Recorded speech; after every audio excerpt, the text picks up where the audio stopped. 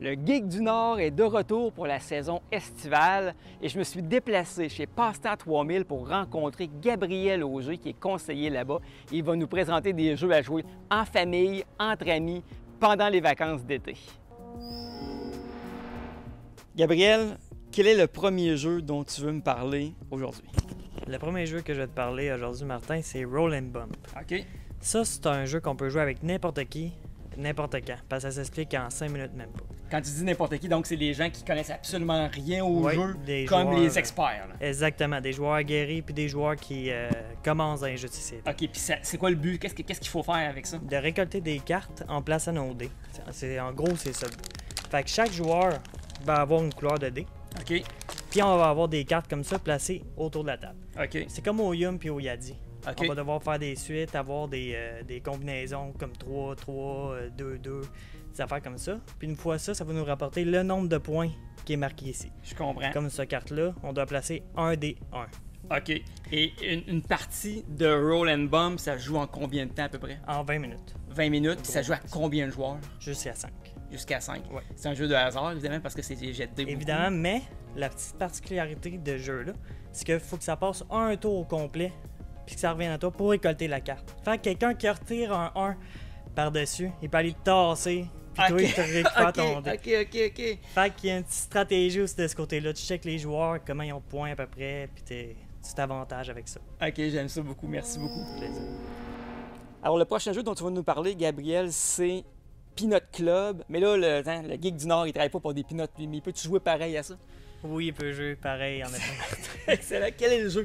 À quoi ça consiste? Le jeu, c'est que tu es un collectionneur, puis tu t'en vas à des enchères pour acquérir des objets. C'est Ok. ça, en gros, le speech du jeu. Dépendamment quelle sorte de collectionneur que tu veux, t'es Donc, il y a plusieurs personnages dans la boîte. plusieurs personnages, en effet. C'est déterminé au hasard? Oui, au début de Ok. la partie, on passe la carte personnage face cachée à chaque joueur, D'accord. qui la regarde secrètement. Parce que dépendamment du collectionneur que tu vas vouloir avoir certains objets pour te rapporter des points. Je comprends. Avec ça, évidemment, dans les enchères, il y a de l'argent. Tout à fait. 3 sortes d'argent. Des peanuts, des dromadaires, puis des millions en cash. OK. Je te suis. Fac, à chaque objet qui est en enchère, tout le monde enchérit, une peanut, 2 peanuts, 1 million, ça vaut plus. Mais on peut twister ça en changeant les valeurs de l'argent pendant la game. Chaque joueur a sa possibilité là.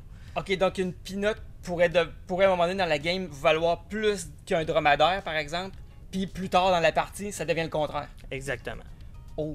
Fait que là, la valeur qui est entre les mains est sujette à changement. Elle est sujette à changer, puis elle est limitée.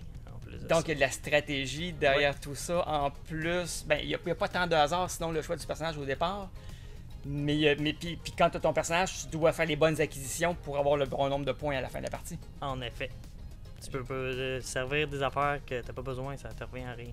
Et le niveau de complexité de ce jeu-là, Moyen. Moyen. Facile. Facile. Un joueur nouveau, là, ça s'explique bien, mais la Ok. stratégie va peut-être être un peu plus bas que les joueurs je experts. comprends, mais il va prendre l'expérience. Oui, tout à C'est fait. un jeu qui joue en combien de temps environ? 15 minutes. Dépendamment du nombre de joueurs. J'aime ça, ok, parfait. Fait qu'il pleut un moment donné, tu sors le jeu puis ça se fait vite. Exact. Combien de joueurs?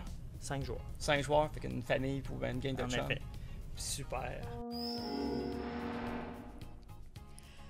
Alors Gab, les prochains jeux dont tu veux nous parler, ça s'appelle Similo. Je vois que ça se décline en plusieurs catégories. Bon, j'ai une petite préférence pour Similo Monstre. Évidemment. Mais à quoi ça ressemble ça, le jeu Similo? Ça ressemble à un Guess Who réinventé et coopératif. Guess Who, ça c'est le vieux jeu. Hey, je jouais à ça quand j'avais genre 7 ans, puis je dirais pas là quel âge que j'ai aujourd'hui, ou ça ferait peur. Mais avec des plateaux, avec des personnages, où on devait poser des questions comme est-ce qu'il y a une moustache, il est porté des lunettes, puis là on essayait de deviner quel personnage notre adversaire avait. En effet, c'est la même chose. On va devoir deviner, dans ce cas-ci, des animaux, le personnage que notre allié a pigé. Parce que c'est coopératif, tu l'as bien dit. Donc, il faut aider le joueur avec qui on joue à deviner la carte qu'on a entre les mains. En effet. Fait qu'avec les 12 cartes qu'on va mettre sur la carte, il va y avoir un personnage que notre allié va avoir pigé avant. Parfait.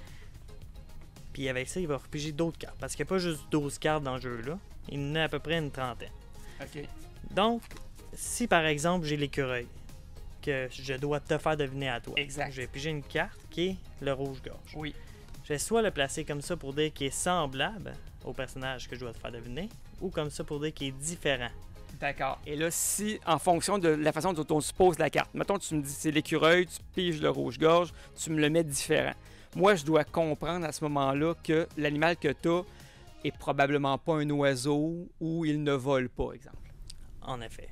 Fait que Ok. tu vas retirer une carte Des 12 qui sont sur des la 12 table. qui sont sur la table, qui est pas semblable à ça, Exact. qui vole pas, comme Tout tu à as dit. fait. Puis au deuxième tour, on recommence ça. Mais au prochain tour, tu vas devoir éliminer 2 cartes. OK, au deuxième tour, j'en élimine 2. Et en effet, Au troisième tour, 3. 3. Voilà. Au quatrième, 4. 4. Puis il en reste juste une à la fin. Et là, si j'ai trouvé la bonne carte, si l'écureuil qui reste à la fin, dans l'exemple qu'on vient de donner, on a gagné ensemble. Un Sinon, on a perdu ensemble. Ensemble, exactement. Si on gagne ou on perd en équipe. Un jeu qui m'apparaît très simple, Oui. facile à expliquer, Oui. qui joue... Est-ce que ça joue nécessairement juste à 2 joueurs? Non, ça peut jouer jusqu'à 8. OK. Puis On peut être une belle gang là, à jouer à ça autour de la table. c'est pas très long, j'imagine. Vraiment pas. Ça dure une dizaine de minutes. Et comme tu l'as dit, ça se décline. On a les animaux fantastiques ici, par exemple. On a les contes de fées. On a Harry Potter, on a les monstres, on en a parlé.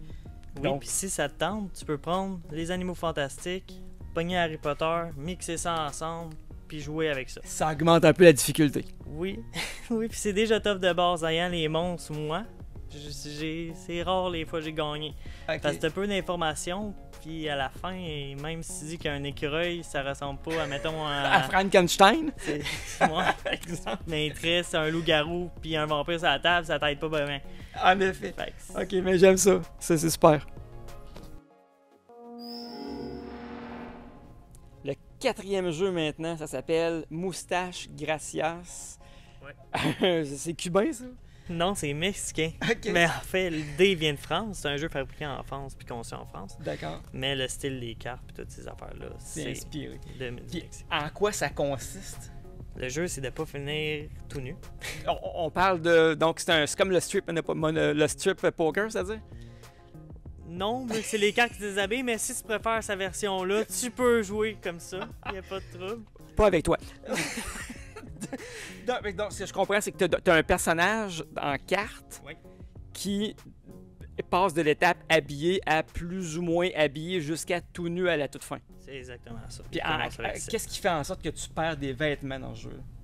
Le but du jeu, en gros, c'est de rapporter des mains. OK, Des mains, par là, j'entends, comme au trou de cul, on a l'habitude au Québec, je comprends. joue un 1, la personne qui est finie Oui. puis qui ramasse les cartes, ça, c'est une main gagne. Oui. Au début, on reçoit 5 cartes, chacun.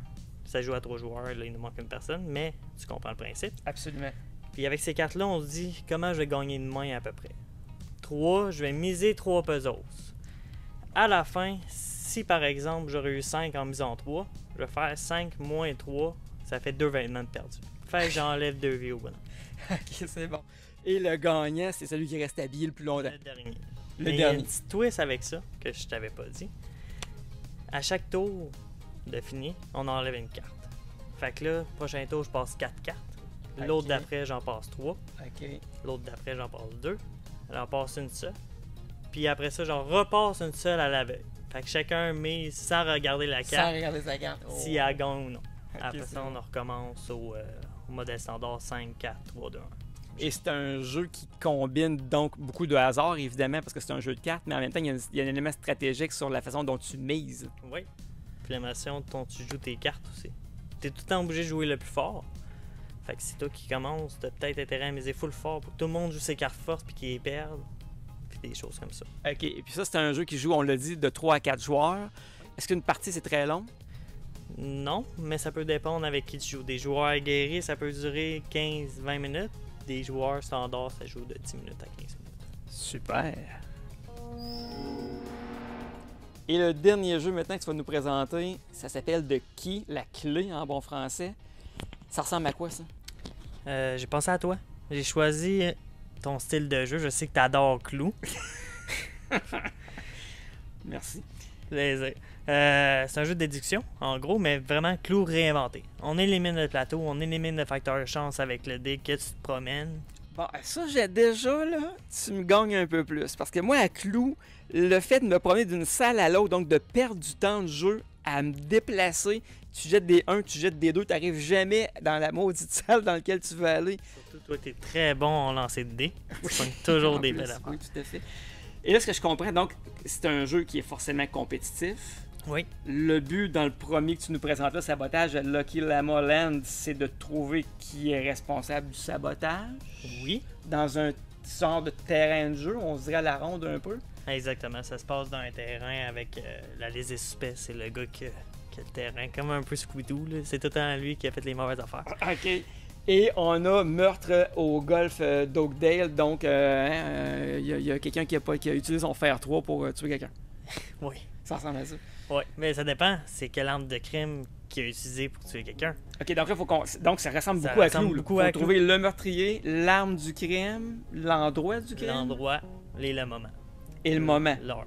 OK, ça, c'est nouveau par contre. Oui. Il n'y a pas ça dans le Clou. Parce qu'on sait à peu près, mais ça, on enlève en fait, t'enlèves où ça s'est passé parce qu'on sait où ça s'est passé. Puis Ok, on je rajoute comprends. l'heure. Ok. On élimine ça. OK, fait que là, c'est l'auteur du crime, l'arme du crime et le moment du crime. Oui. Puis on ajoute quelque chose, le moyen de fuite. OK, comment que la personne qui a fait le Oui. crime s'est sauvée? Oui. Faut le trouver aussi. Oh, c'est intéressant ça. C'est un jeu qui joue de 1 à 4 joueurs, donc il y a un mode solo. Il y a un là-dedans. mode solo. Quelqu'un peut s'asseoir puis essayer de battre son temps personnel. Parce que c'est un jeu de vitesse. On va avoir des cartes. Tout le monde va s'asseoir autour de la table, puis des cartes au milieu. OK, puis il y a un Chacun temps- pige en même temps. Il n'y a pas de tour. T'attends pas après Jean-Michel. Ça lui prend 20 ans toujours à J'aime jouer. ça. OK. Tu piges tes cartes, tu notes tes affaires, t'attires là, t'en piges une autre. J'aurais juste tendance à dire, hey, lâchez votre clou, là, puis ramassez de qui. Là. Oui, en gros, c'est ça. Yes. Bon, ben, Gab, un gros merci pour les suggestions de jeux. Il y en a 3-4 là-dedans que j'ai retenu, puis que je pense que je vais les acheter. Ah ouais, t'as pas grossi un peu pour de la masse pendant que t'étais parti? Je sais pas de quoi tu parles. Bye! Allez.